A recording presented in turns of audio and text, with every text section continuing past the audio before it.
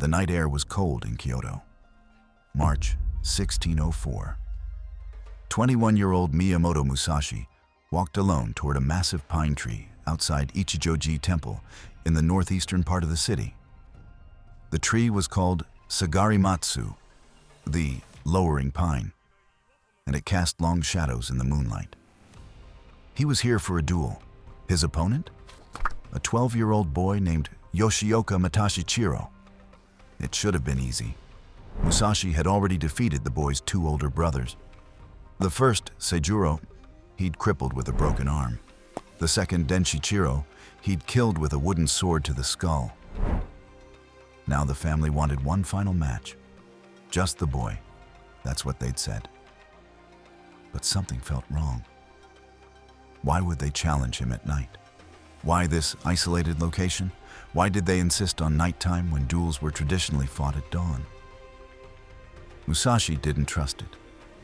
So he arrived early, hours early, and he hid.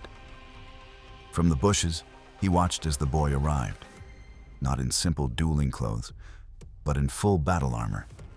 Behind him came his retinue, then more men, then more. They spread out around the clearing, taking positions behind trees, rocks, and shadows.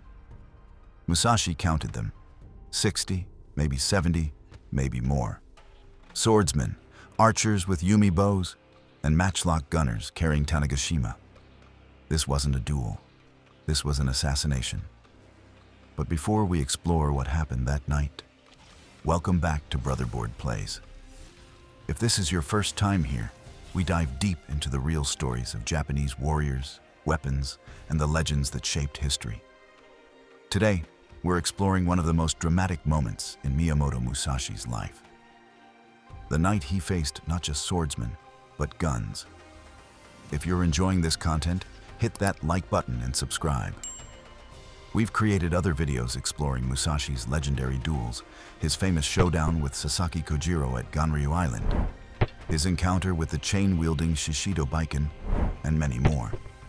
If you're interested in the weapons Musashi faced, check out our recent video on the Tanegashima, the matchlock gun that revolutionized samurai warfare.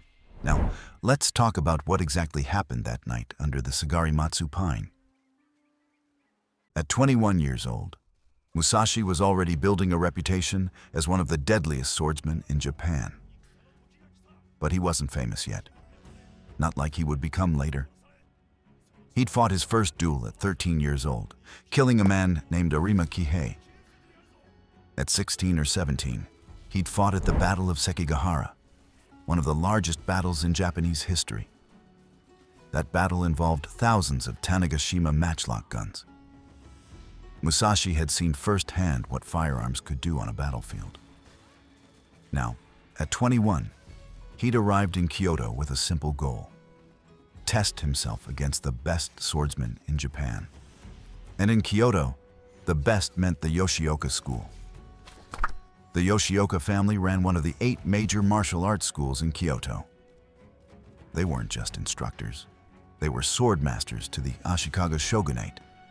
That's like being the official fencing coaches to royalty.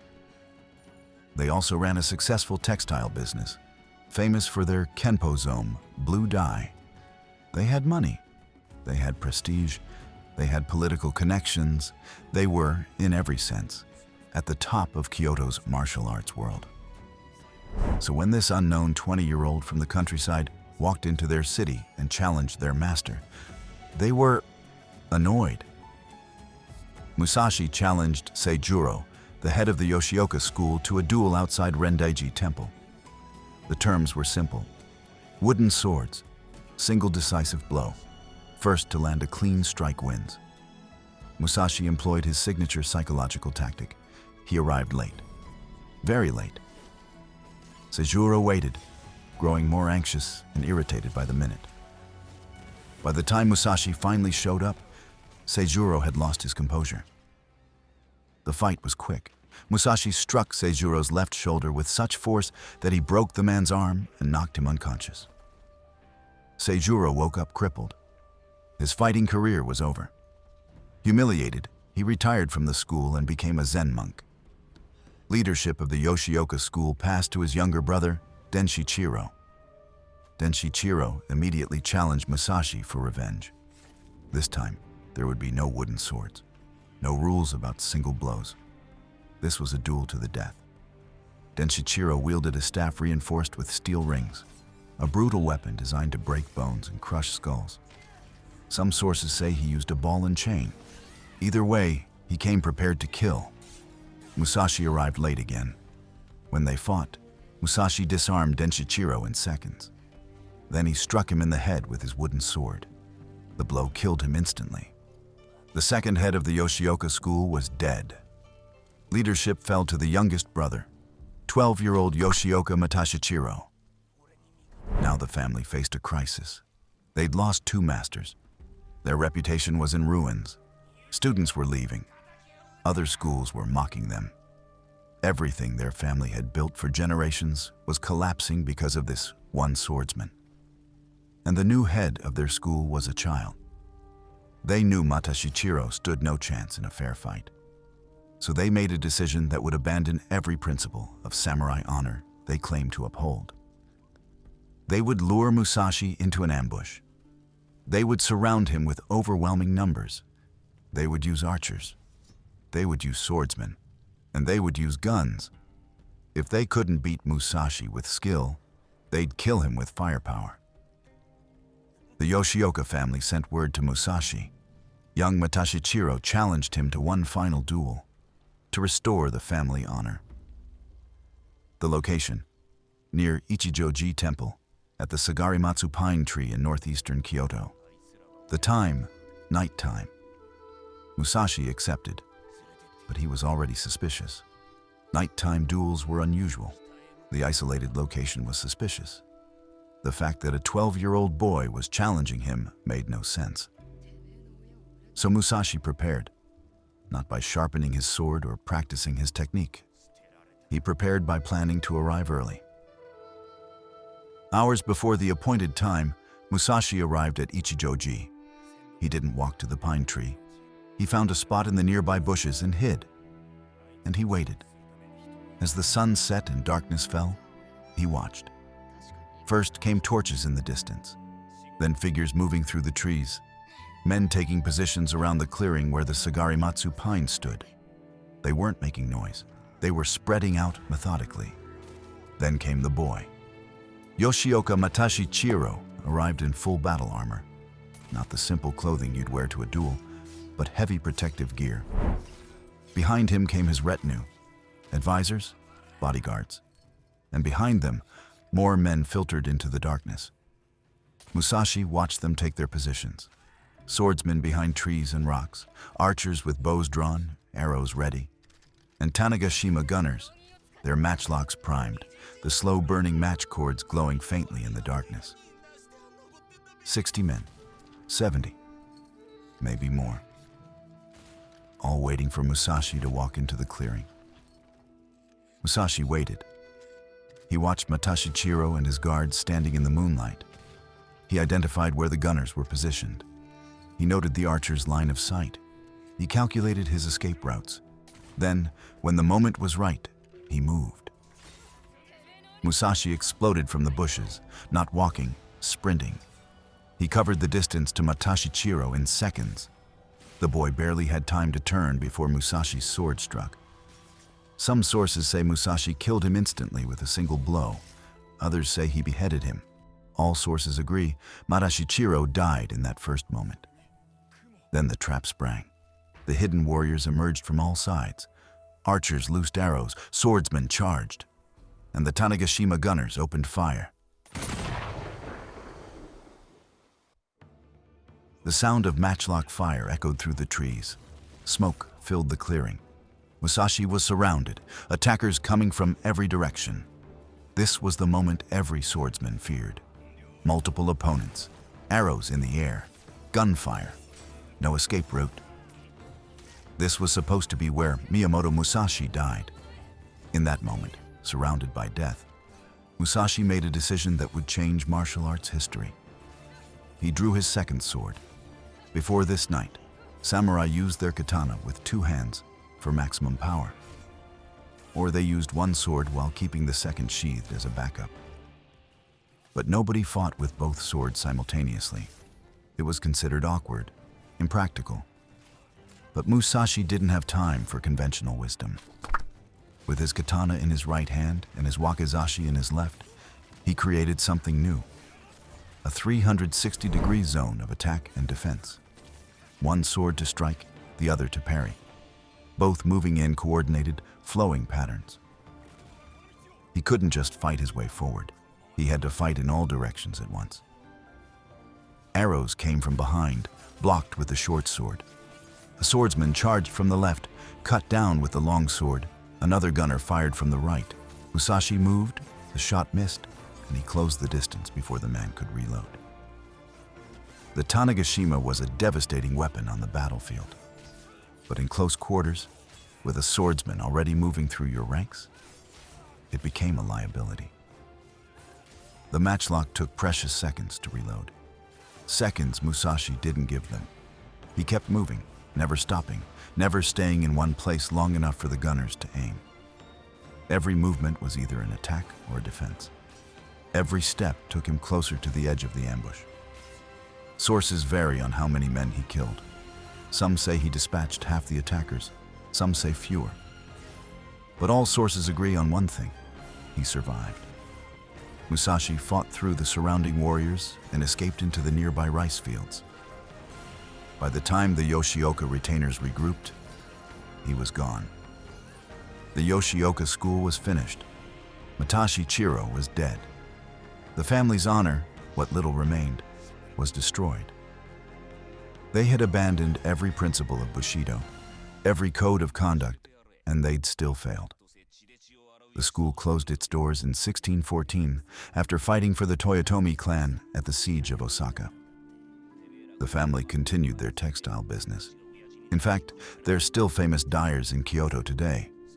But as a martial arts school, they were done.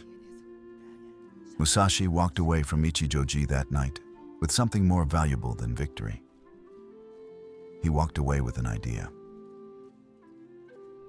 Traditional swordsmanship focused on perfecting technique with a single weapon, maximum power, maximum precision, years of training to master one blade. Musashi rejected that approach. He believed that limiting yourself to one weapon, one technique, one strategy made you predictable, rigid, vulnerable. Instead, he taught adaptability, flexibility, using whatever worked in the moment.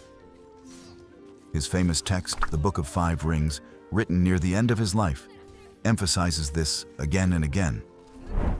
Do not have a favorite weapon. Know the times and circumstances. The principle of strategy is having one thing, to know 10,000 things. For Musashi, the two-sword style wasn't about the swords themselves. It was about training your mind to think in multiple dimensions simultaneously, to attack and defend at the same time, to see opportunities others missed. The actual mechanics of Niten Ichi-ryū are precise. The katana, long sword, in your dominant hand provides your primary cutting power and offensive strikes. The wakizashi, short sword, in your weaker hand handles defense and close quarters combat. Both swords move in coordinated patterns, not the same movements, but complementary ones. Where one sword creates an opening, the other exploits it. Where one defends, the other attacks. The style creates overlapping strike zones. An opponent trained against single sword techniques suddenly faces attack angles they've never defended against. The psychological pressure is enormous. It looks impossible to defend against because it's designed to overwhelm conventional defenses. Musashi continued fighting duels for years after that night. Historical records credit him with over 60 duels. Some sources say 66. He was never defeated. But here's something interesting. After age 29, Musashi never used a live blade again. Every duel after that, wooden swords only. Why? Some say it was to prove his skill didn't depend on sharp edges. Others say he'd simply proven everything he needed to prove. His most famous duel came in 1612, 8 years after Ichijoji, when he faced Sasaki Kojiro at Ganryu Island. That's a story we've covered in another video, and it's worth watching. But the foundation of everything Musashi became, his philosophy, his technique, his understanding of combat, was forged that night at Ichijoji when he faced overwhelming odds in firearms. Niten Ichi-ryū still exists today. It's not some ancient style lost to history. It's actively practiced worldwide. The current headmaster is Kajiya Takanori, the 12th generation successor who took over the school in 2013.